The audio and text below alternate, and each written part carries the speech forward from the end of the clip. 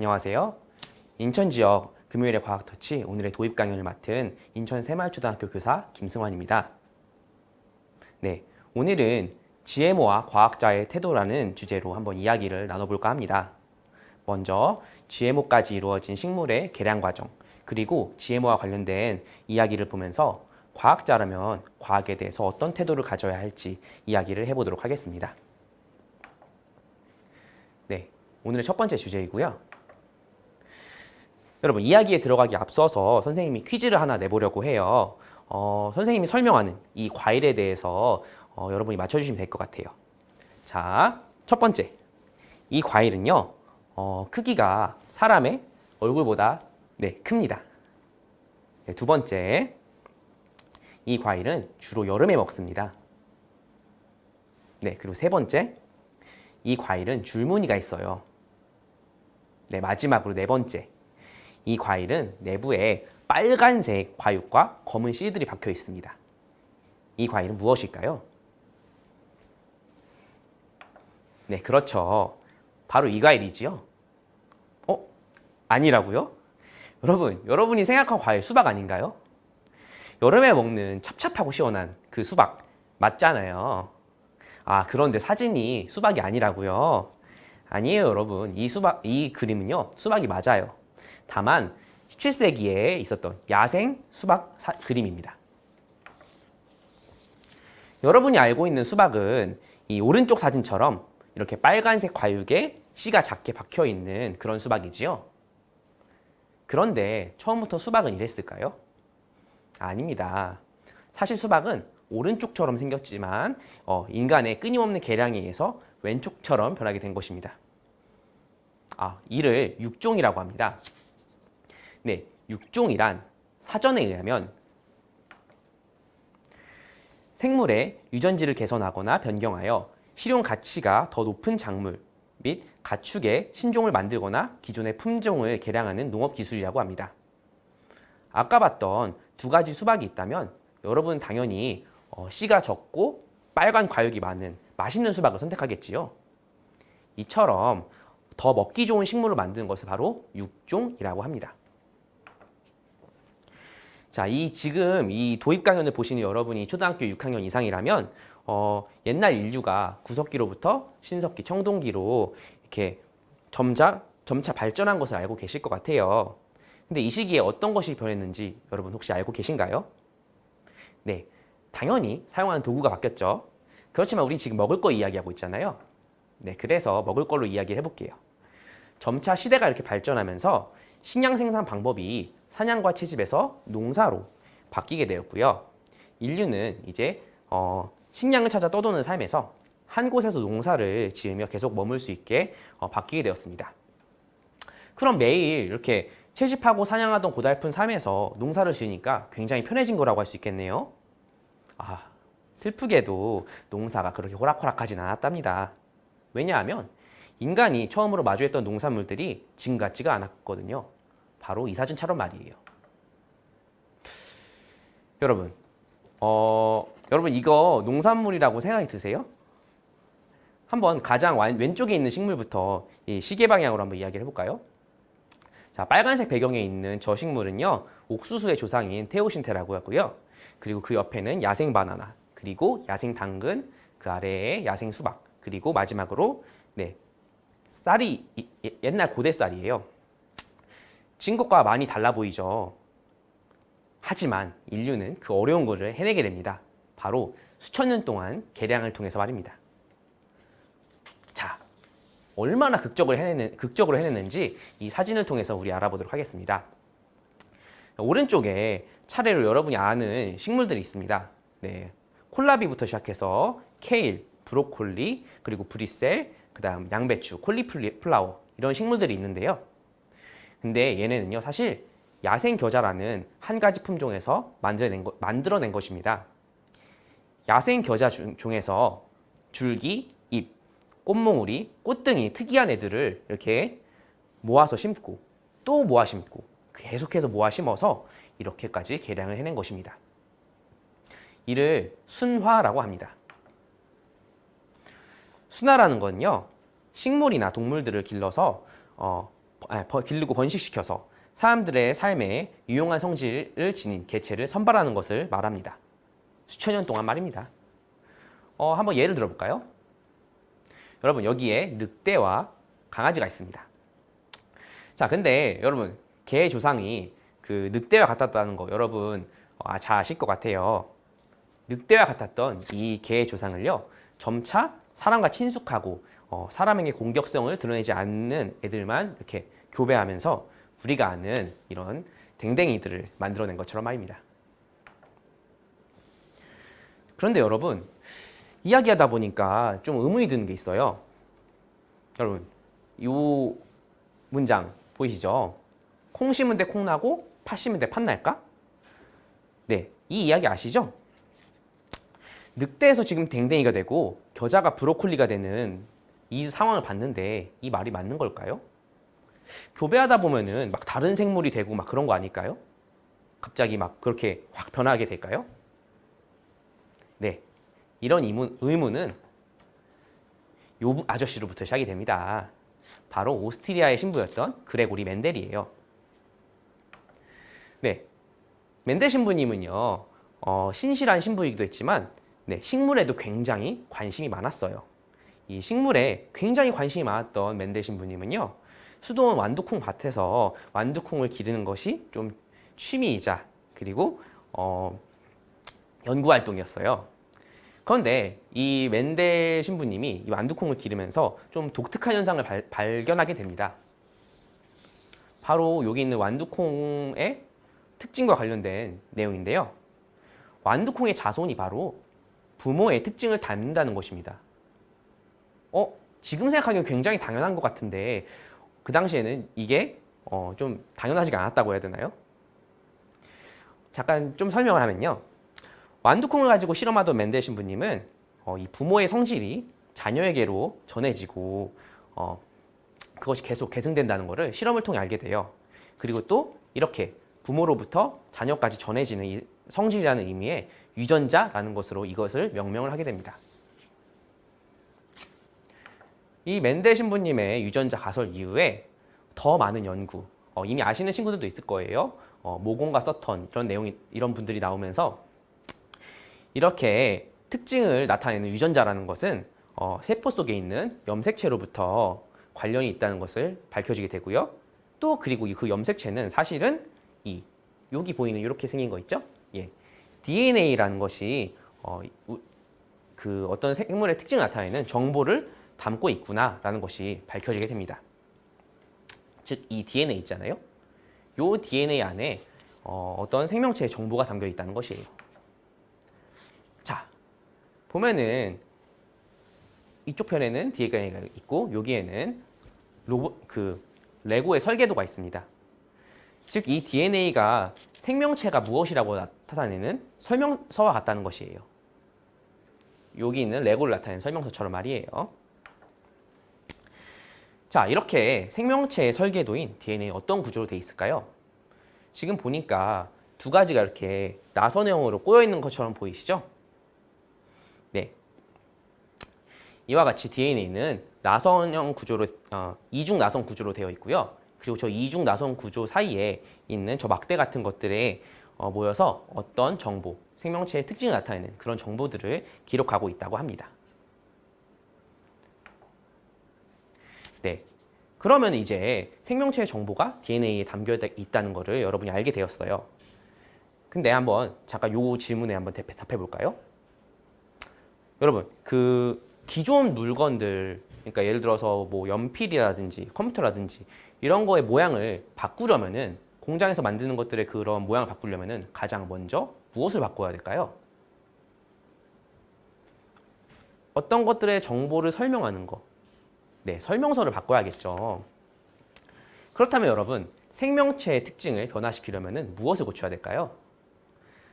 네, 물건을 만드는 걸 고치려면은 설명서를, 그럼 생명체의 특징을 변화시키려면은 생명체의 정보가 담겨 있는 DNA를 고쳐야겠죠.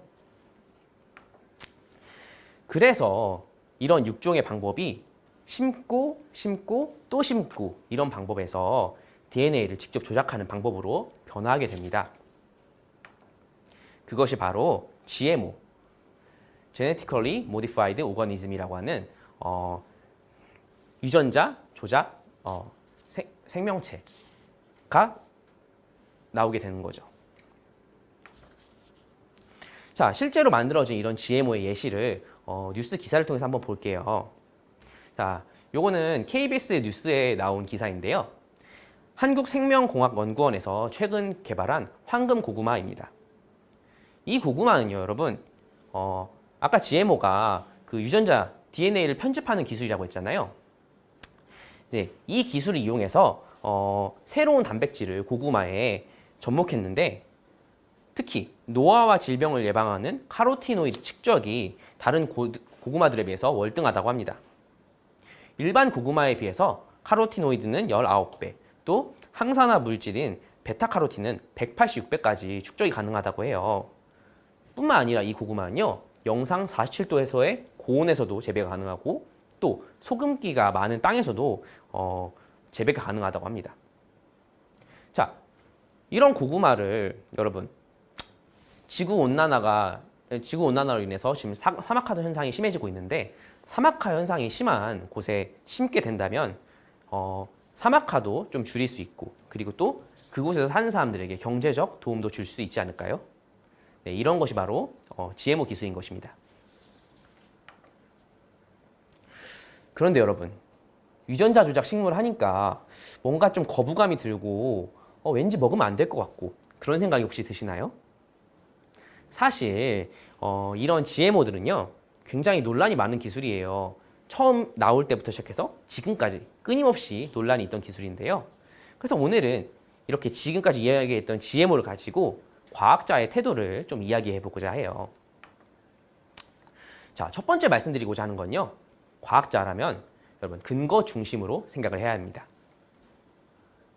여러분 이 상황을 한번 볼까요? 지금 생산성도 더 좋고 병충해에도 강해서 농약을 적게 뿌려도 되는 GMO가 있는 상황이 주어진다면 여러분이라면 이거를 사용하시겠습니까? 사용하지 않으시겠습니까? 잠깐 한 5초 정도 한번 생각해보고 한번 선택해 보시겠어요?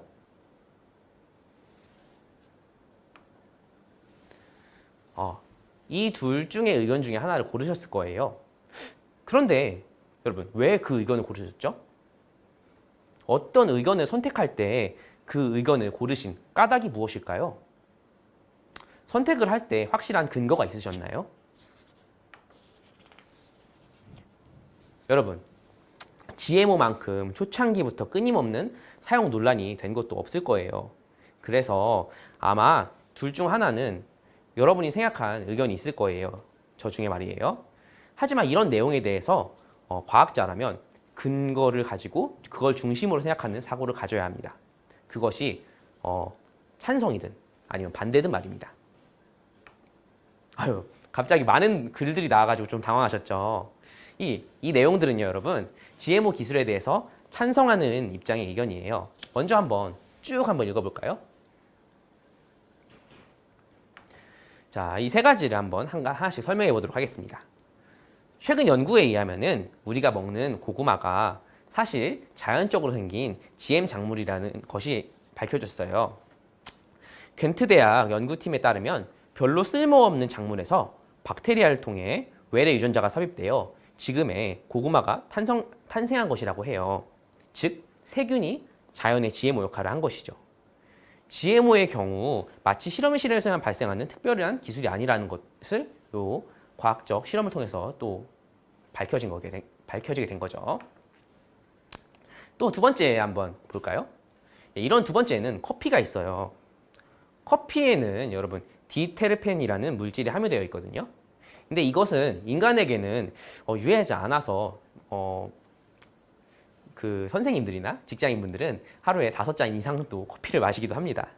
그런데 이런 커피가 개미한테는 천연 살충제 역할을 한다고 해요.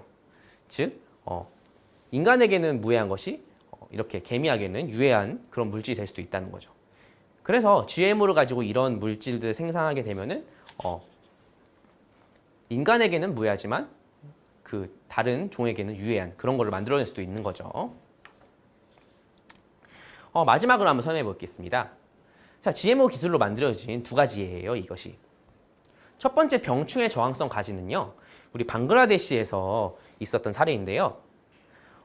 병충해 저항성 가지, 즉 BT 가지라는 것이 있는데 이걸로 인해서 그 농약 사용량이 많이 농약 사용량이 많이 줄게 되고 그리고 이 가지의 생산량이 많이 늘어나게 되었어요. 또 이러한 가지를 통해서 농약을 덜 쓰니까 많은 농민들이 이 농약 중독으로부터 좀 벗어나게 되었죠. 그리고 여기 나오는 비타민 A 강화쌀은 황금쌀이라는 건데요. 황금쌀의 경우 그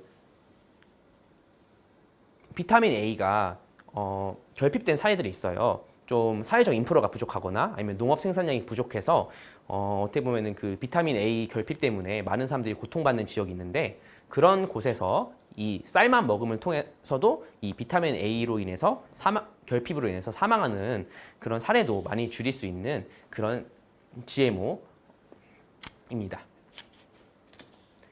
네, 이렇게 GMO에 대해서 찬성하는 입장도 알아봤는데요. 하지만 여전히 GMO 반대론자들도 이견이 팽팽합니다. 자, 이런 식으로 이들은 근거를 가지고 이야기를 하고 있는데요. 이런 GMO 기술을 통해서 식량 주권이 흔들릴 수가 있기 때문에 반대해야 한다는 것이죠. 네, 여러분. 이런 문제에 정답은 없을지도 모릅니다. 하지만 내 의견이든 상대의 의견이든 과학도로서 근거 중심으로 생각해서 더 나은 결과를 향해 논쟁과 합의를 통해 나아가는 것이 바로 과학자의 태도 중 하나일 것입니다. 네, 다음으로 말씀드릴 거는 윤리적 문제 그리고 그 파급력을 고려해야 한다는 것이에요. 여러분 이 말 들어보셨을 거예요. 과학기술은 가치 중립적이다. 흔히들 과학기술 자체는 가치 중립적이기 때문에 어떤 기술을 적용하든 그것을 적용하는 사람의 문제야 라고들 합니다. 그런데 과연 그럴까요? GMO는 여러분 유전자 편집 기술이잖아요. 그러면 그것이 식물에서 적용되고 있는데 이것이 인간에게도 적용될 수 있는 거 아닐까요? 한번 선생님이 어떤 사례를 보여줄 거예요. 그 사례는요. 과학자의 윤리가 심각하게 훼손되었던 사건이거든요. 한번 보도록 하겠습니다. 이 사진 보이시나요? 네, 이 사진은요. 제2회 홍콩 유전자 편집회의에서 중국의 과학자였던 허젠쿠이 교수가 인터뷰하는 그런 사진입니다. 이 허젠쿠이 교수는요. 학회에서 놀라운 발표를 하게 돼요. 바로 자기가 유전자 편집 기술을 이용해서 이미 인간 유전자 조작을 했다는 것이에요. HIV에 걸린 부부의 아이가 HIV가 걸리지 않게 유전자 조작을 실시했다는 것인데요. HIV 뭔지 아시죠? 네, 에이즈인데요.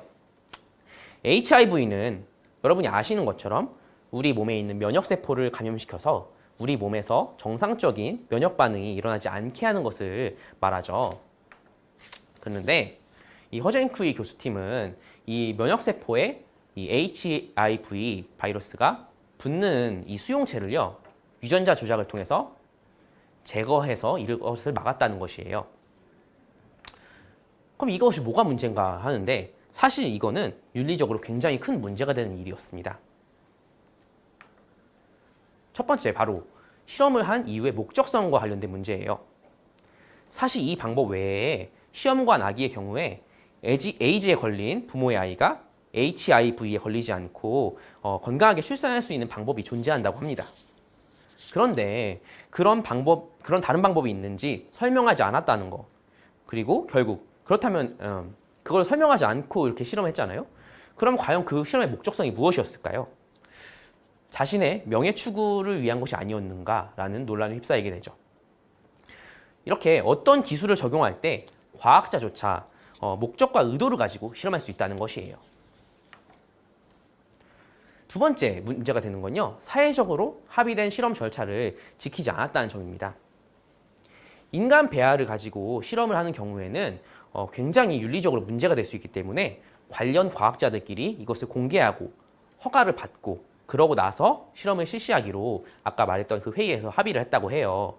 그런데 허젠쿠이 교수의 경우 이 경우 정말 그 절차를 지키지 않고 갑자기 발표를 하고 이야기를 한 거잖아요. 과학자들 간에 최소한의 동의도 받지 않고 자신만을 위해서 과학기술을 적용한 사례였던 것입니다.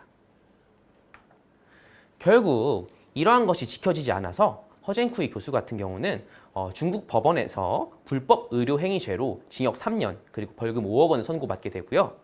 뿐만 아니라 WHO에서도 이후에 유전자 편집 기술에 대한 무분별한 이용 방지를 위해서 국제 기준을 제정할 것을 권고하게 됩니다. 여러분, 고도화된 과학기술은요, 그 자체로 큰 무기가 되기도 해요. 그래서 이를 다루는 과학자는요, 충분한 윤리적 고민, 그리고 기술에 대한 과학자 간의 합의된 결정에 따르는 절차의 투명성이 꼭 필요한 것이죠. 이것 또한 과학자로서 가져야 될 중요한 태도 중 하나라고 할 수 있습니다.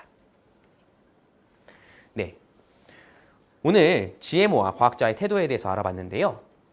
GMO와 같은 첨단 과학기술은 분명 편리하고 파급력이 큰 기술인 것은 맞습니다. 앞에서 살펴본 것처럼 이거를 잘 사용하면은 인류에게 굉장히 유용한 기술이 될 수 있을 것 같아요.